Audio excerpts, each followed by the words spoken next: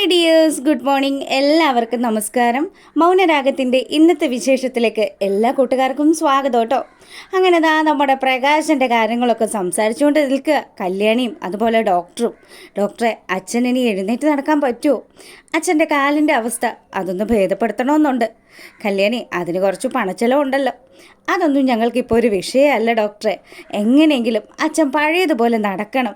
അതിന് വേണ്ടിയിട്ട് ഇനിയിപ്പോൾ എന്തായാലും എന്താ സർജറിയാണ് വേണ്ടുന്നതെങ്കിൽ സർജറി, ആ രീതിയിൽ കാര്യങ്ങളൊക്കെ മുന്നോട്ട് പോട്ടെ ഡോക്ടറെ എന്ന് നമ്മുടെ കല്യാണി പറയുക. അപ്പോൾ തന്നെ ഡോക്ടർ പറഞ്ഞു, അതെ, പ്രകാശൻ്റെ ഹൃദയത്തിൻ്റെ വാൽവിന് ചെറിയൊരു തകരാറുണ്ട് കല്യാണി. ആ ഒരു തകരാറ് പതുക്കെ പതുക്കെ മാറുള്ളൂ. അപ്പോൾ അതുകൊണ്ട് തന്നെ ഇനി ഇവിടുന്ന് ഡിസ്ചാർജ് ചെയ്തതിന് ശേഷം ഒരു ദിവസം ഞങ്ങൾ ഇതിന് വേണ്ടിയിട്ടുള്ള ഒരു ഡേറ്റ് തരാം. അന്നേരം വന്നു കഴിഞ്ഞാൽ അയാളുടെ കാലിൽ കമ്പി ഫിറ്റ് ചെയ്യുന്ന കാര്യങ്ങളൊക്കെ നമുക്ക് തീരുമാനിക്കാമെന്നും പറഞ്ഞു. അങ്ങനെ ആ ഒരു സർജറിയുടെ കാര്യങ്ങളൊക്കെ അവർ ഡിസ്കസ് ചെയ്തു. അതിനുശേഷം കല്യാണി ചോദിച്ചു, ഡോക്ടറെ, അങ്ങനെയാണെങ്കിൽ അച്ഛന് പതുക്കെ നടക്കണമെന്നൊക്കെയുണ്ട്. അച്ഛനെ ഞാനൊന്ന് പിടിച്ച് നടത്തിക്കോട്ടെ?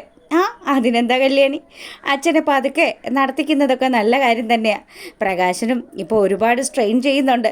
എന്തായാലും അയാളുടെ ജീവിതത്തിലും മാറ്റങ്ങളൊക്കെ സംഭവിക്കട്ടെ എന്ന് പറഞ്ഞ് ഡോക്ടർ അവിടെ നിന്ന് പോവുക. പിന്നീടാണെങ്കിൽ നമ്മുടെ കല്യാണി പ്രകാശിൻ്റെ അടുത്ത് വന്നിട്ട്, അതെ, അച്ഛൻ്റെ കാല് ശരിയാക്കുന്ന കാര്യത്തെക്കുറിച്ച് ഞാനും ഡോക്ടറും കൂടി ഒരു തീരുമാനം എടുത്തിട്ടുണ്ട്. എന്തിനാ മോളെ, എന്തിനാ നിങ്ങൾ എനിക്ക് വേണ്ടിയിട്ട് ഇത്രയധികം കഷ്ടപ്പെടുന്നത്? നീ എന്നെ ഇങ്ങനെയൊക്കെ നോക്കാനും വേണ്ടി ഞാൻ നിനക്ക് എന്ത് സഹായം ചെയ്തിരിക്കുന്നത്?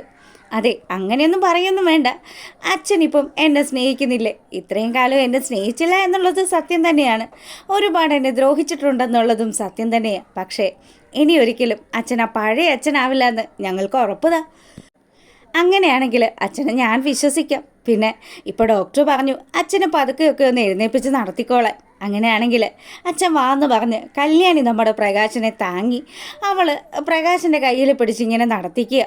ഈ സമയം പ്രകാശം പറയുന്നുണ്ട്, എൻ്റെ ദേവി, ഞാൻ എന്ത് പുണ്യം ചെയ്തിട്ടാ എനിക്കിങ്ങനെയുള്ളൊരു മോളെ നീ തന്നത്. എന്തായാലും എൻ്റെ മോൾ എൻ്റെ ജീവിതത്തിലുള്ളത് കൊണ്ട് ഇപ്പം എനിക്കിങ്ങനെയുള്ളൊരു ഭാഗ്യമൊക്കെ ഉണ്ടായി. ഇനി എനിക്ക് ആ പഴയ പ്രകാശനിൽ നിന്നും പുതിയ പ്രകാശനിലേക്കുള്ള ആ ഒരു ദൂരം അതെനിക്ക് കുറയ്ക്കണം. എന്തായാലും എൻ്റെ മോള് എൻ്റെ ഒപ്പം തന്നെ ഉണ്ടാവണമെന്നൊക്കെ പറയുക. അതെന്തായാലും ഉണ്ടാവും. അച്ഛൻ വിക്രം ഇറങ്ങിക്കഴിയുമ്പം അവൻ്റെ കൂടെ ചേർന്ന് പഴയ രീതിയിലേക്ക് പോവാതിരുന്നാൽ മാത്രം മതിയെന്ന് പറഞ്ഞു. ഇല്ല മോളെ, ഒരിക്കലും ഇനി ആ പഴയ ഒരു മാറ്റം അതൊരിക്കലും ഇനി ഉണ്ടാവത്തില്ല. അങ്ങനെ ഇവർ സംസാരിച്ച് നടന്നുകൊണ്ടിരിക്കുമ്പോഴാണ് കിരൺ അങ്ങോട്ട് വരുന്നത്. ദേ അച്ഛൻ്റെ മരുമോൻ വരുന്നുണ്ടല്ലോ. ശരിയാ മോളെ, ഒരു നേരത്തെ ആഹാരം പോലും മരുമോനാണെന്ന് പറഞ്ഞ് വിളിച്ച് ഞാൻ കിരണിന് കൊടുത്തിട്ടില്ല. അതിനെന്താ വെച്ചാൽ കിരണേട്ടനെ എല്ലാവരെയും സഹായിക്കുകയും സ്നേഹിക്കുകയും ഒക്കെ ചെയ്യുന്ന കൂട്ടത്തിലാണ്. എൻ്റെ കിരണേട്ടനെ പോലെയുള്ള ഒരാൾ എൻ്റെ ജീവിതത്തിൽ വന്നതുകൊണ്ടല്ലേ ഞാൻ ഇങ്ങനെയൊക്കെ വലിയ രീതിയിലൊക്കെ ആയത്. എനിക്ക് സാമ്പത്തികമായിട്ട് ഇപ്പോൾ ഒരു പ്രശ്നവും. എന്തായാലും കിരണിനാണെങ്കിൽ കല്യാൺ ഈ പ്രകാശനെ കൂടുതൽ സ്നേഹിക്കുന്നത് കാണുമ്പം ഒരു ടെൻഷനാണ് ഉള്ളത്. എപ്പോഴാണ് ഇയാൾ കൊലയാളിയാകുന്നതെന്ന് പറയാൻ പറ്റില്ലല്ലോ. അതുമല്ല, അയാളുടെ പുന്നാര മോൻ പരോളിൽ ഇറങ്ങുന്ന സമയമാണ്. ആ ഒരു ടെൻഷൻ നമ്മുടെ കിരണിൻ്റെ മുഖത്തുണ്ട്. എന്തായാലും കല്യാണി, നീ ചെയ്യുന്ന കാര്യങ്ങളൊക്കെ കൊള്ളാം.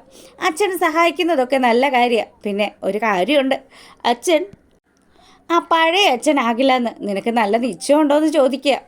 കിരണേട്ടാ, ഇനി ഒരിക്കലും അച്ഛനെക്കുറിച്ച് അങ്ങനെയൊന്നും പറയരുത് കേട്ടോ. എന്നാൽ ശരി, ആയിക്കോട്ടെ. നീ പറയുന്നതൊക്കെ ഞാൻ അനുസരിക്കുവാണല്ലോ ഇപ്പോൾ. ഇനി എന്തായാലും നീ വീട്ടിലേക്ക് പോയിക്കോ. പുള്ളിക്കാരൻ്റെ അടുത്ത് ഞാനുണ്ടാകുമെന്ന് പറഞ്ഞ് കല്യാണിയെ വീട്ടിലേക്ക് പറഞ്ഞയക്കുക നമ്മുടെ കിരൺ. ഈ സമയം നമ്മുടെ ദീപയും അതുപോലെ ലക്ഷ്മിയമ്മയും കൂടി ഇരുന്ന പ്രകാശിൻ്റെ കാര്യങ്ങളൊക്കെ സംസാരിക്കുക. മോളാണെങ്കിൽ ഇപ്പോൾ പ്രകാശാന്ന് പറഞ്ഞ ജീവന, എന്ത് ചെയ്യാന്? അച്ഛൻ തന്നെ സ്നേഹിക്കുവാണെന്നൊക്കെ വിശ്വസിച്ച കല്യാണി മോൾ 24 മണിക്കൂറും പ്രകാശിൻ്റെ അടുത്ത് പോയിരിക്കുന്നത്. ഇനി എന്നാണാവോ അയാളുടെ തനി സ്വഭാവം പുറത്തെടുക്കുക എന്ന് അറിയത്തില്ലല്ലോ എന്ന് ലക്ഷ്മിയമ്മയുടെ അടുത്ത് ദീപ പറയുക. അപ്പോഴത്തേക്കിനും കല്യാണിയുടെ ഈ ഒരു മാറ്റം ഇതുകൊണ്ട് തന്നെയാണ് കാർത്തികയും കാദംബരിയും ഒക്കെ ഒന്നിച്ചിരി അയഞ്ഞു നിൽക്കുന്നത്. ഇനി എന്തായാലും പ്രകാശന് നമുക്ക് രണ്ടുപേർക്ക് സ്നേഹിക്കാൻ പറ്റില്ല ലക്ഷ്മി.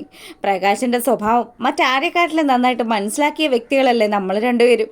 അയാളുടെ അമ്മ മാറിയെന്നുള്ളത് സത്യമാണ്. ഇനി അതുപോലെ പ്രകാശം മാറിയെന്ന് നമുക്ക് വിശ്വസിക്കാൻ തന്നെ ബുദ്ധിമുട്ടാണ്. അപ്പം ഇങ്ങനെ ഇവർ സംസാരിച്ചുകൊണ്ട് നിൽക്കുമ്പോഴാണ് അങ്ങോട്ടേക്ക് നമ്മുടെ കല്യാണി വരുന്നത്. കല്യാണിയാണെങ്കിൽ രണ്ടമ്മമാരും കൂടെ ഭയങ്കര ചർച്ചയിലാണല്ലോ. എൻ്റെ പൊന്നു മോളെ, നിൻ്റെ കാര്യം ഞങ്ങൾ സംസാരിച്ചുകൊണ്ടിരുന്നത്. നീ ഇങ്ങനെ ഒരു പാവം പെണ്ണായി പോവല്ലേ? അറിയാലോ, പ്രകാശിൻ്റെ മകൻ ജയിലിൽ നിന്ന് ഇറങ്ങാറായിട്ടുണ്ട്. അവൻ പരോളിലിറങ്ങി അവൻ്റെ അച്ഛനെ കണ്ടു കഴിഞ്ഞാൽ പ്രകാശന് പുത്രവാത്സല്യം വരികയും ചെയ്യും. അതോടൊപ്പം തന്നെ എൻ്റെ മോളെ കൊല്ലാനുള്ള എന്തെങ്കിലും കാര്യങ്ങൾ അയാൾ ചെയ്യുകയും ചെയ്യും. എൻ്റെ അമ്മമാരെ, നിങ്ങളൊന്നും ഞാൻ പറയുന്നത് കേൾക്ക്. അച്ഛനിനി അധികം ആയുസ്സൊന്നുമില്ല. അച്ഛനിനി ഈ നമ്മുടെ കൂടെ ഉണ്ടാകുമെന്ന് പോലും അറിയത്തില്ല. അങ്ങനെയുള്ള സ്ഥിതിക്ക് ഈ വർഷത്തെ ഓണം നമുക്ക് അച്ഛൻ്റെ ഒപ്പം ആഘോഷിച്ചാലോ? അതുമല്ല, നിങ്ങൾ രണ്ടുപേരും കൂടി ആശുപത്രിയിൽ ചെന്ന് അച്ഛനെ ഒന്ന് കാണുകയും കൂടി ചെയ്യും. എൻ്റെ പൊന്നുമോളെ, നിൻ്റെ അമ്മ ദീപ വരാമെന്ന് പറഞ്ഞാലും ഈ ലക്ഷ്മിയമ്മ എന്തായാലും പ്രകാശനെ കാണാൻ ആശുപത്രിയിൽ വരില്ല. അങ്ങനെ പറയില്ലേ ലക്ഷ്മിയമ്മ? എന്തിനാ വെറുതെ ഇങ്ങനെ വാശിയും വൈരാഗ്യമൊക്കെ വെക്കുന്നത്?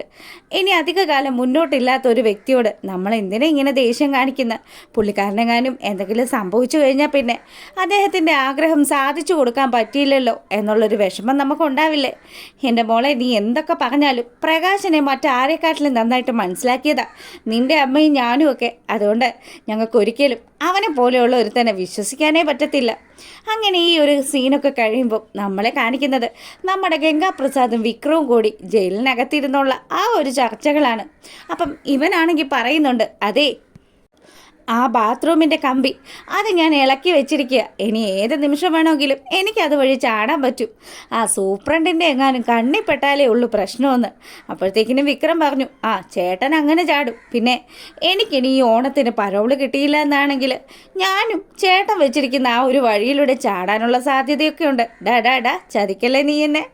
എന്തായാലും ആ വഴിയിലൂടെ നീ ചാടിക്കഴിഞ്ഞാൽ പിന്നെ ഞാനെന്ത് ചെയ്യും? എനിക്ക് അവരെയൊക്കെ ഒന്ന് നേരിട്ട് കാണണം. ആ കാർത്തികയും കല്യാണിയും ഒക്കെ അവളന്മാരങ്ങോട്ട് സന്തോഷിച്ച് ജീവിക്കുന്നത് കണ്ടു കഴിഞ്ഞാൽ പിന്നെ എങ്ങനെ എനിക്കൊന്ന് സമാധാനമായിട്ട് ഇരിക്കാൻ പറ്റുക? എൻ്റെ വിക്രം, നീ എന്തായാലും പരവുള്ളിറങ്ങൂടാ. അങ്ങനെ നമ്മുടെ ബഗാസുരനും വന്നു. എടാ, നീ എങ്ങാനും പരവുള്ളിറങ്ങുകയാണെങ്കിൽ ഉറപ്പായിട്ടും ആ കല്യാണിയെയും അവളുടെ ചേച്ചി കാർത്തികയും ഒക്കെ എന്തെങ്കിലുമൊക്കെ ചെയ്തിട്ടേ ഇനി തിരിച്ചു വരാവുള്ളൂ. അങ്ങനെ ഇവന്മാർ 3 പേരും കൂടി ഗൂഢാലോചന നടത്തിക്കൊണ്ടിരിക്കുക. ആ സമയത്ത് ഒരു പോലീസ് ഓഫീസർ അങ്ങോട്ട് വന്നിട്ട് നമ്മുടെ വിക്രത്തോട് പറഞ്ഞു, എന്താടാ 3 പേരും കൂടെ ഭയങ്കര ഗൂഢാലോചനയാണല്ലോ. നിങ്ങളെ 3 പേരും കൂടി ഒരു സെല്ലിൽ ഇട്ടതിൻ്റെ പേരിൽ ഇവിടെ സൂപ്രണ്ടിന് ചില പ്രശ്നങ്ങളൊക്കെ ഉണ്ട്. പുള്ളിക്കാരൻ എന്തോ ചില മുറിമുറുപ്പും കാര്യങ്ങളും ഒക്കെ ഉണ്ട്. നീയൊക്കെ കൂടി ഇനി എന്ത് ഗൂഢാലോചന നടത്തുകയാണ്? ഇവിടുന്ന് ചാടാനുള്ള കാര്യങ്ങളാണോ നീയൊക്കെ തീരുമാനിക്കുന്നത്? വിക്രം, നിൻ്റെ പരോളിൻ്റെ കാര്യം ഏകദേശം തീരുമാനമായിട്ടുണ്ട്. പോയി ഈ ഡ്രസ്സൊക്കെ മാറാനായിട്ട് വാ. എന്തായാലും നിനക്കിനി പുറത്തു പോവാം. അത് കേട്ടതും നമ്മുടെ വിക്രത്തിൻ്റെ മുഖമാണെങ്കിൽ ഇതാ പൂത്തിരി കത്തിയതുപോലെ അങ്ങ് വിടർന്നു. എന്താ, താൻ ആഗ്രഹിച്ച കാര്യമാണല്ലോ. അതുകൊണ്ട് തന്നെ വിക്രം അവരോട് യാത്രയും പറഞ്ഞ് അവൻ നേരെ പോവുക. പുറത്തിറങ്ങിയതും അവൻ്റെ ആ ചീള് കൂട്ടുകാരുടെ അടുത്തേക്ക് ചെന്നു. എന്നിട്ടാണെങ്കിൽ അവന്മാരോട് പറഞ്ഞു, അതെ, എങ്ങനെ ഇപ്പോഴത്തെ സ്ഥിതിഗതികളൊക്കെ? ഒന്നും പറയണ്ട എൻ്റെ മാഷേ, നീ പോയത് പിന്നെ ആ പഴയ രക്ഷപ്പാടൊന്നും ഇല്ലടാ. എന്ത് ചെയ്യാനാ? ഞങ്ങളാണെങ്കിൽ ഇനിയില്ലാത്തതിൻ്റെ ആ ഒരു ദുഃഖത്തിലുമായിരുന്നു. പിന്നെ അറിയാലോ, നീ ഇനിയിപ്പോൾ ഇറങ്ങി അടുത്ത എന്തെങ്കിലും പ്രശ്നം ഉണ്ടാക്കാനാണ് പുറപ്പാടെങ്കിൽ ആ ഗംഗാപ്രസാദിനെ നിൻ്റെ അളിയൻ കിരൺ അയാൾ ചവിട്ടി കൂട്ടിയ പോലീസുകാർക്ക് കൊടുത്തതെന്ന് അറിഞ്ഞത്. അത്രയും വലിയ, അതും ചെന്നൈയിൽ കിടുകിടാ പറപ്പിച്ചുകൊണ്ടിരുന്ന ആ ഗുണ്ടയെ ഒതുക്കാമെങ്കിൽ പിന്നെ നിന്നെയൊക്കെ അയാൾക്ക് പുഷ്പം പോലെ തല്ലിച്ചതയ്ക്കാൻ പറ്റും. പിന്നെ എടാ, ഞാൻ എന്തായാലും രണ്ടും കൽപ്പിച്ച് തന്നെ ഇങ്ങോട്ട് വന്നിരിക്കുന്നത്. പിന്നെ എൻ്റെ അച്ഛനെ നിങ്ങൾ കണ്ടായിരുന്നോ? അയാളിപ്പോൾ പെമ്മക്കളും ഒക്കെ ആയിട്ട് ഭയങ്കര സ്നേഹത്തിലാണെന്നാണ് ഞങ്ങൾ അറിഞ്ഞത്. അങ്ങനെയാണെങ്കിൽ അയാളെ ഞാൻ കൊല്ലും. എനിക്കിനിയിപ്പം മുന്നും പിന്നും ഒന്നും നോക്കാനില്ല. ഞാൻ ഇറങ്ങിയത് തന്നെ ഇവളുമാരുടെ കാര്യത്തിലൊരു തീരുമാനമാക്കിയിട്ട് വീണ്ടും ജയിലിലേക്ക് തന്നെ തിരിച്ചു പോകാനാണ്. ഇനിയിപ്പം ഒരു ജീവിതമൊന്നും ഞാനും ആഗ്രഹിക്കുന്നില്ല. അങ്ങനെ നമ്മുടെ വിക്രം കൂട്ടുകാരുടെ അടുത്ത് ഇതൊക്കെ സംസാരിച്ചുകൊണ്ട് നിൽക്കുക. അപ്പോൾ കൂട്ടുകാർ പറയുന്നുണ്ട്, അല്ലടാളിയ, ഇനിയിപ്പോൾ നീ എന്ത് ചെയ്യാനാ ഭാവം? നിങ്ങൾ രണ്ടുപേരും ഈ ബൈക്കൊന്ന് എനിക്ക് തരാമോ? ഞാൻ ഈ ബൈക്കിൽ ചില കാര്യങ്ങളൊക്കെ പ്ലാൻ ചെയ്തിട്ടുണ്ട്.